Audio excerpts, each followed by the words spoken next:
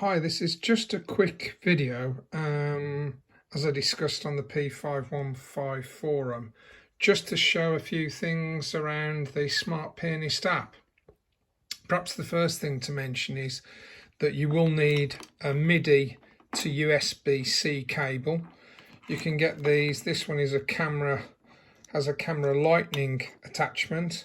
So you go from a USB-C to a normal USB input and then put the camera lightning attachment on the end. Or alternatively, perhaps better, is you can get a MIDI attachment that goes from the rear of the keyboard, obviously, that goes straight into a USB-C. That's a better attachment, I think, in terms of data flow. So I've certainly found, since I've got this secondary cable, it's a lot better. So why, when you've actually done it, why do I think it's better than using the keyboard itself? Well, certainly it's a lot more intuitive. Obviously it's an iOS app, so you can literally just download it from the App Store if you've got any kind of Apple product, and connect it either into a smartphone, or in the case of myself, I'm using it on an iPad. So I'll just try and show you a few of the functions quickly. At the moment we're in a piano room, and that is obviously the P515 is set up primarily as a piano, although it has hundreds of different sounds and different functions on it. It really is, its primary function is as a piano. So the first piano that comes up is the CFX Concert Grand. You can just slide these across, and you've obviously got the Bosendorfer, a Studio Grand, a Ballad Grand as well, actually, if you choose it out of the voices, and then a honky tonk. Anyway, we'll just go back to this one. Now you'll notice that as well as being able to just slide across for the actual instrument, you can also choose different types of environments. So at the moment it's on recital hall. I'll just play a couple of notes. So you get quite a bit of echo with that particular environment. If I go across full concert hall, you can probably notice it's got a greater amount of echo. You can obviously choose to have it on chamber or a cathedral, and that's obviously a greater level of echo. Club, or you can have it on off. So you can choose these different environments. So going back again to the standard sort of setting, so you can also, within the piano room, you can, on the top right here, if you press this function, it allows you then to control a whole host of other things, such as the brightness of the tone, which you can move from mellow right the way up to very bright. The touch curve, I've got it on hard 1 at the moment, but you can have it on medium. I think there's a soft 1 and soft 2, so you can have it on a variety of different places there. You can control aspects of the environment, obviously, which we've just discussed. You can increase the depth of those environments. A lot of other things, such as the damper resonance, string resonance, a la carte resonance, body resonance, key off sampling, half pedal point. So there's a lot of different things that you can control within that particular environment. Obviously you can also, I should have just mentioned within there as well, you can control the lid position, so you can have it half open, closed, or fully open. As I say, I don't want to overload people with too much stuff on this, but I will go through a few other things as well. You can also go on the left hand side, like I just did there. You've got the 3 lines. You can go in there and you can open up things such as the utility function, which allows you to do things such as decide whether you want the speaker on or off, which obviously is ideal if you're practicing perhaps and you just want to do it through the headphones. You can transpose up and down wherever you want in terms of semitones.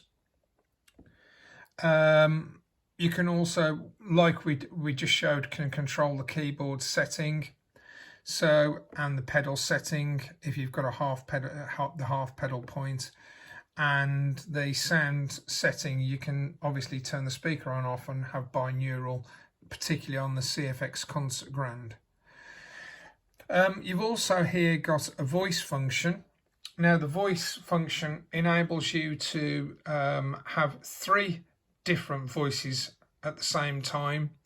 When you go into voice, you can also obviously, so I'll just, for example, show you here. If we have 2 different sounds, a Bosendorfer in the left hand and then a concert grand in the right, then you can control the split point at which the instruments change over from one to the other. You can also layer the sound in the right hand, so I don't think phaser will go particularly well with that, but you can see here you've got all the different instrument categories. So I think probably with a piano, maybe a slow strings goes very nicely. So then you've got this sort of, so that gives you some other sort of ideas there. So so that's some of the things you can do within the voices. As I say, you've got access to a huge range of different voices under different categories. Electric pianos, a whole range of them here, you know, from your normal sort of standard stage pianos through to vintage ones, phasers and so forth.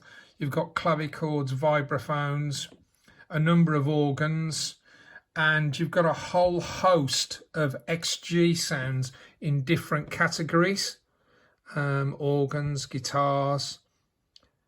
And I uploaded a track onto the P515 app utilising 2 guitars off the XG voices, a classical guitar sample and a steel guitar sample. You can also obviously save a lot of these settings, so you can do that in this button. I'll just show you that again. Just do that here in this button here. So you can save the current settings. So say for example, if I went into any song, you can see the things that I've got there. So if you were playing a gig, you know, it's really useful to be able to literally have your settings there for that particular song. And also what those settings do is allow you to have controlled what you're doing in terms of the main volume and the layered voice volume. Obviously also you can alter the volume between any 2 instruments just by sliding them up and down, so you can do that with any track with any sounds that you're doing. You've also obviously got a record function, which if we call that new song, you can name the song as you go through.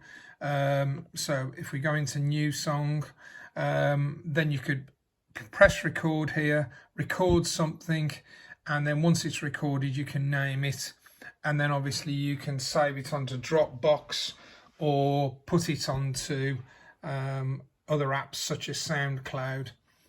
You've got a metronome here in the middle. Sorry, I'll just show you that again. I don't think I was focusing on it. A metronome here, whole host of different rhythms which you can then engage, and then once you've found one that you like, you can either start it automatically like that, or you can control it so it synchro starts with the when you begin playing the piano. You can have that with a bass accompaniment, an introduction and an ending, or take all of those off, or as I say, put the synchro start on. Anyway, I think I've gone through quite a lot there. As I say, I find it very, very intuitive to use. I'll just go over this last function here.